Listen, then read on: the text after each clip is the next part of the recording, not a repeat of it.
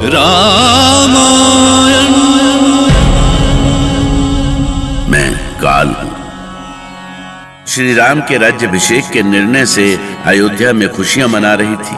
वहीं स्वर्ग में देवताओं में चिंता की लहर दौड़ गई।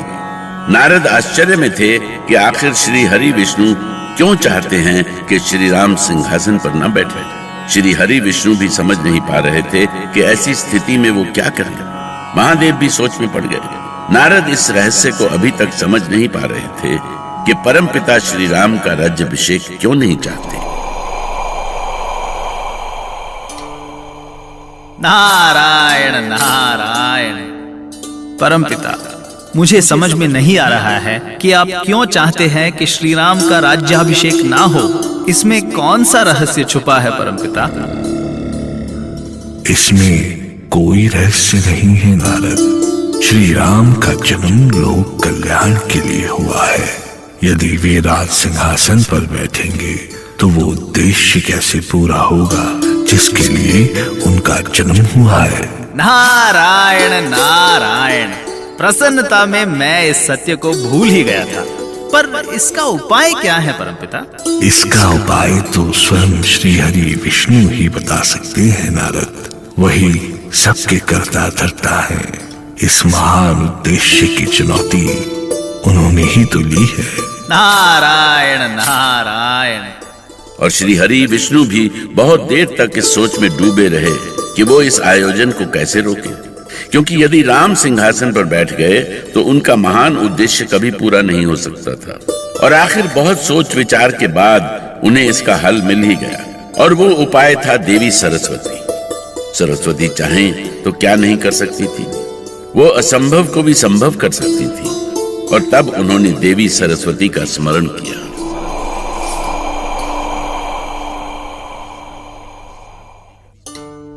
देवी सरस्वती, हम लोगों की यही चिंता है कि श्री राम का राज्याभिषेक नहीं हो। चाहे जैसे भी हो वो वन जाए, क्योंकि वन में ही सारी मानवता और स्वर्ग के उद्देश्य की पूर्ति होना संभव है। मैं जानती हूँ श्री हरि, पर इसके लिए मैं क्या कर सकती हूँ? आपके चाहने भर से ही देवताओं की इच्छा भी पूरी होगी देवी, और धरती लोक का कल्याण भी होगा। बस आपके चाहने भर की देर है देवी। इस कार्य से हमें प्रसन्नता होगी श्री हरि, पर मेरे माध्यम से ये कैसे संभव है? मुझे क्या करना होगा?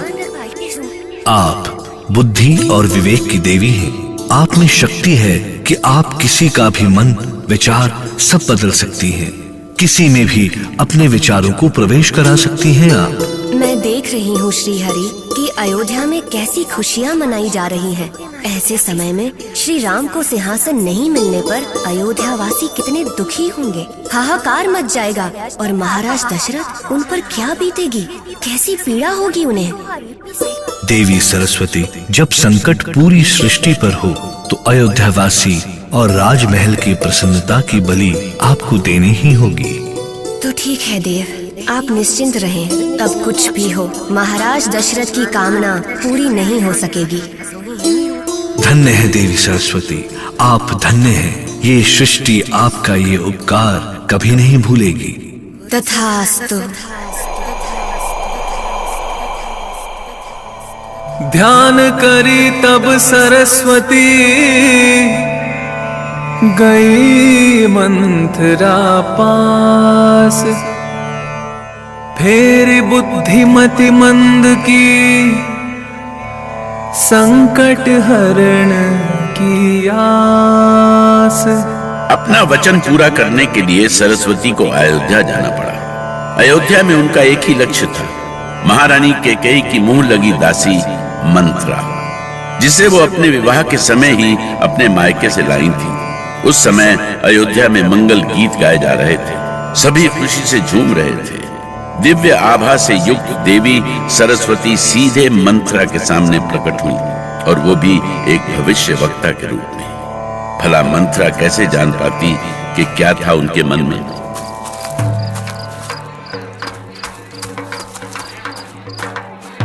अरे बहन, ये अयोध्या में क्या होने वाला है कि जो लोग इतनी प्रसन्नता से नाच गा रहे हैं? अयोध्या में नहीं आई है क्या तू? अरे मूर्ख, ये भी नहीं जानती कि अयोध्या में श्री राम का राज्याभिषेक होने वाला है। हाँ वैसे है कौन तू, कहाँ से आई है? मुझे नहीं पहचाना? नहीं तो।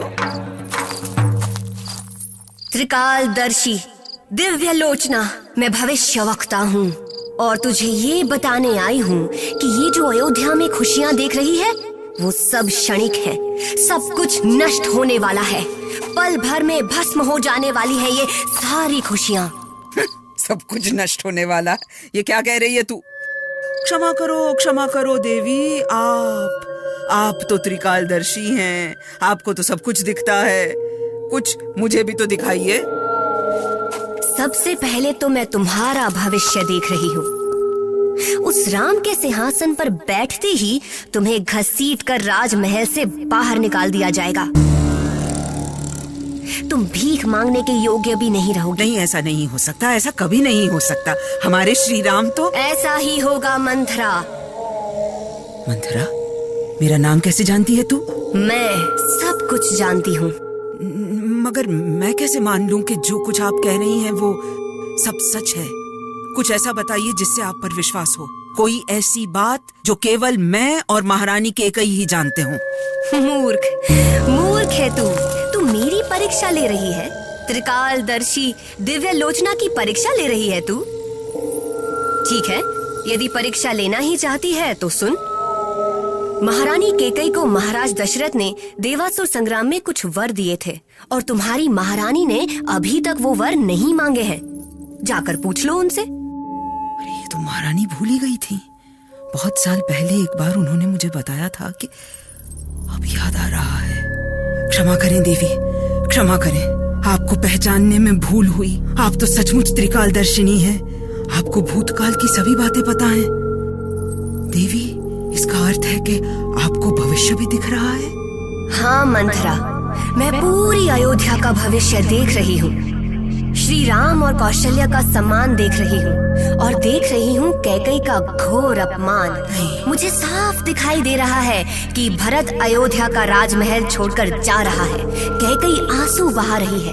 बचाना है तो बचा लो मंथरा, बचा लो उन्हें। इनसे प्रिय तुम्हारा और कौन हो सकता है? जाओ जाओ, बचा लो उन्हें मंथरा, जाओ। जो भी प्रपंच कर सकती हो करो, क्योंकि अगर तुम आज चूकी तो तुम्हारे पास पछताने के लिए भी समय नहीं होगा। बचा लो मंथरा, बचा लो उन्हें।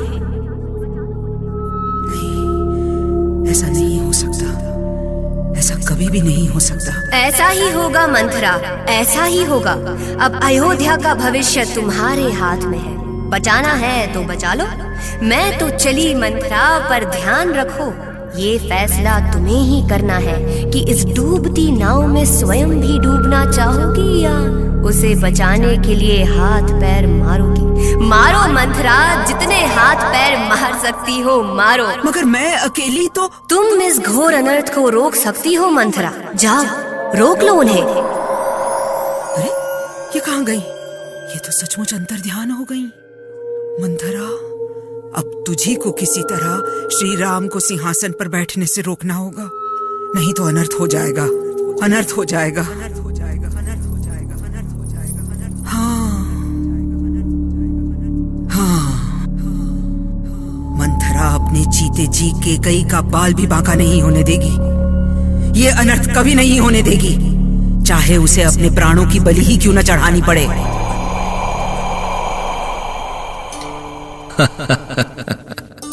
धन्य है आप देवी सरस्वती, आप धन्य हैं। आपने देवताओं की समस्याओं का पल भर में समाधान कर दिया। अब श्री राम किसी भी स्थिति में सिंहासन पर नहीं बैठ सकेंगे। मैंने मंथरा के सामने जो कुछ भी कहा सच था देव, पर मंथरा उस सच को समझ नहीं सकी और अब जो वो करेगी उससे मुझे बहुत दुख होगा।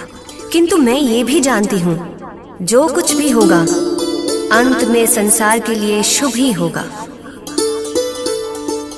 मैं उस घटना का साक्षी रहा।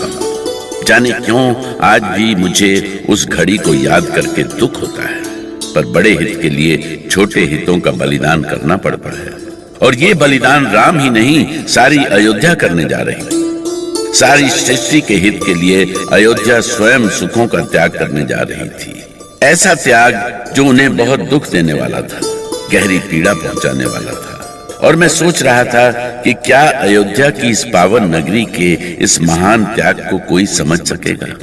शायद नहीं। राम